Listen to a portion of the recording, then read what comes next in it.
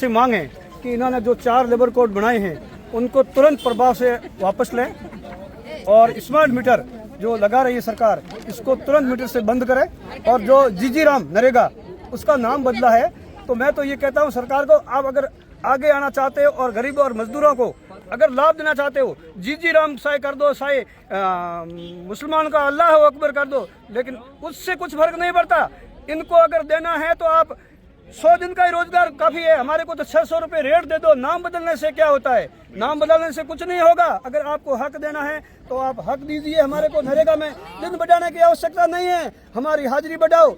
और मैं ये क्या चाहूँ कि ये सरकार कहती है कि हम आपका शोषण नहीं करते, लेकिन आप शोषण कर रहे हैं। हमारी आंगनवाड़ी कार्यकर्ता, आशा कार्यकर्ता, मनरेगा ग्रामीण और ये सब आपने कुकिंग हेल्पर, आपने 90 दिन 12 महीने होते हैं साल में, 12 महीने आप उनका शोषण कर रहे हो और उनको मात्र नाम 2000 रुपये या 2500 रुपये दिहाड़ी महीने की देकर आपको शर्म आनी चाहिए सरकार को कि हम कहते हैं कि शोषण नहीं करते, लेकिन हमारी माताओं और बहनों का शोषण हो रहा है। और सरकार को ये मैं पूछना चाहता हूँ, आपकी पत्नी किसी स्कूल में जाकर 2 टाइम की रोटी बना सकती है 2000 रुपये में क्या?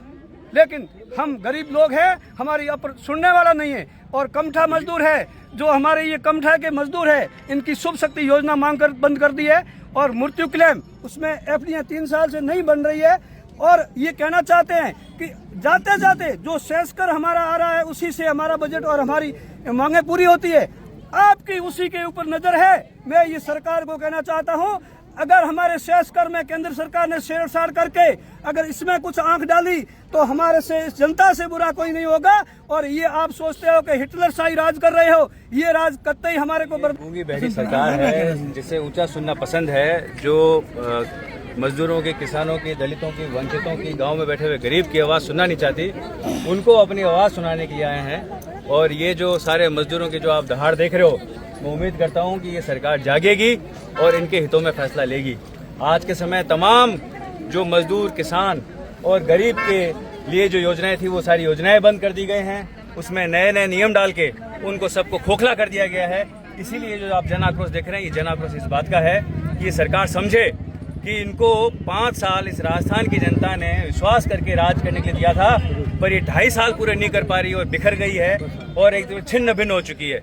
इसीलिए अगले 2.5 साल में ये समझ जाए, अगले 2.5 साल के बाद इनका जाना तय है, पर कम से कम 2.5 साल जनहित में कुछ काम करे और ये जो मजदूर, किसान, गरीब है, इनकी आवाज़ को सुने।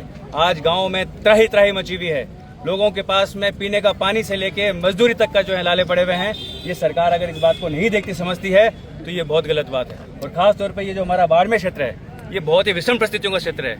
यहाँ के लोग जो है पाताल तोड़ के पानी पीते हैं, तपती किरण के नीचे रहते हैं और मजदूरी के नाम पर यहाँ है भी क्या।